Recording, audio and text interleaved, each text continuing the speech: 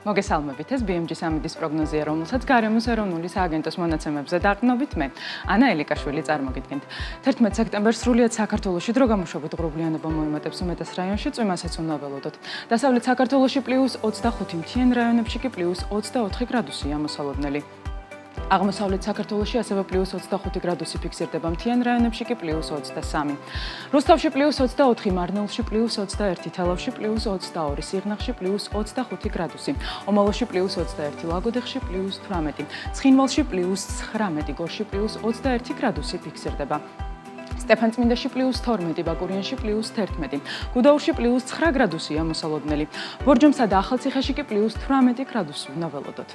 გადავინაცვლოთ დასავლეთ საქართველოს ქალაქებში, ქუთაისში, ბათუმსა და ფოთში +23, ასევე სოხუმში, ზუგდიდსა და ქობულეთშიც +23 გრადუსი უნდა ველოდოთ. ანაკლიაში +22, ოზურგეთში +20 გრადუსი ფიქსირდება.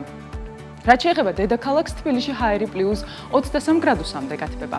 ასეთი გახლდათ ამინდის პროგნოზი საქართველოში 11 სექტემბრისთვის. დარჩით BMG-ზე და თვალყური ადევნეთ ყველაზე საქმიან ამინდის პროგნოზს, რომელსაც მთის წყალთან ერთად წარმოგიდგენთ.